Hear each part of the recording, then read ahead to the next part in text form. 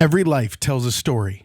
Join Frank Julian as he shares his one chapter at a time from Story of a Soul 2, releasing every Wednesday. The Story of a Soul 2 by Frank Julian with Sean O'Neill, narrated by Frank Julian. Chapter 29, Changes for Fawn and Continued Support. Good things continue to happen. My daughter married and had a beautiful wedding with Dustin. I was named Employee of the Year and won $5,000, and then my son married Libby. We were thrilled with our new in-laws. I was saddened by the death of my mother, but felt that she was finally with the Lord and my dad. Before my mother died, we were able to take her back to Italy. She told us while she was there that she was dreaming and nobody better wake her up.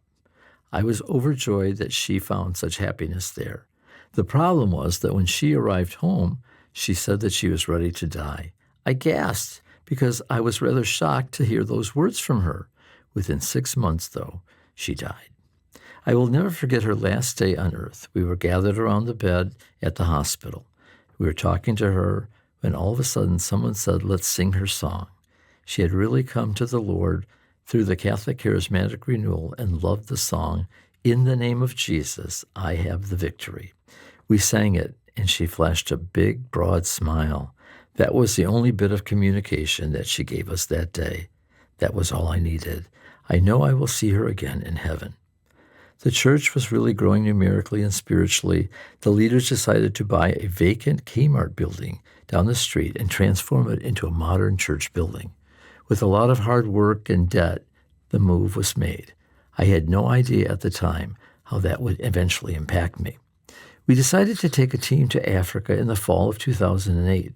We wanted to see the impact of the liquid nutrition on the HIV/AIDS patients, now that the antiretroviral medication had been developed. We were hoping to learn whether the purpose of Fawn had changed, and indeed it had. Africans were not dying as often from AIDS. They needed to learn how to live with HIV. The treatment of AIDS is two-sided.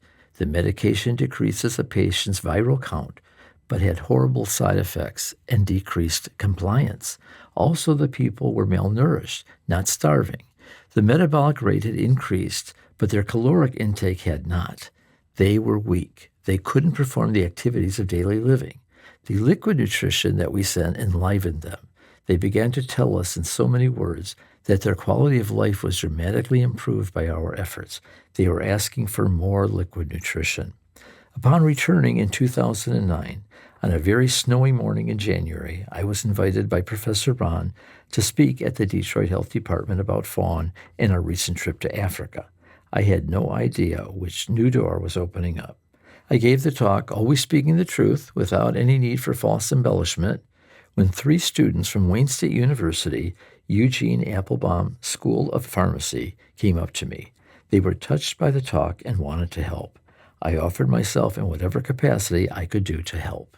I was contacted by their professor, and she informed me of a class that they were required to take with a built-in service component to show compassion to the community, a compassion project. The student had recommended Fawn and wanted to have a can drive instead of some other project that they were offered. She asked if I would speak to the students, and of course I agreed. They were very receptive and enthusiastic about it when I spoke to them. The late Dean Slaughter genuinely backed the program, and I was so thankful that, after his death, Fawn instituted a scholarship of $500 in his name to be given to a deserving Wayne State University student. My son Frankie, who is a pharmacist, was asked to present the paper that he had prepared for Professor Ron of the Detroit Health Department. It was like a hand in glove. He spoke their language and brought out the scientific rationale for the medication and nutrition needed to fight against AIDS, and not only in Africa, but also in America. I just sat back and observed another one of those perfect connections that only God could have arranged.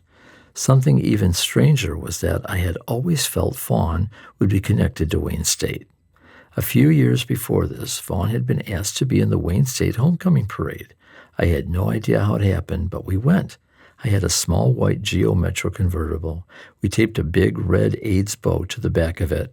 I sat in the back. Someone drove, and others carried our banners that read, "Fawn, nutrition to gain weight, feel stronger, and live longer. Nothing ever came of it other than the start of a spiritual tie to the university. The seed had been planted. Thank you for listening. Join Frank Julian every Wednesday for a new chapter of Story of a Soul 2. Make sure you like, share, and subscribe so you don't miss the next chapter.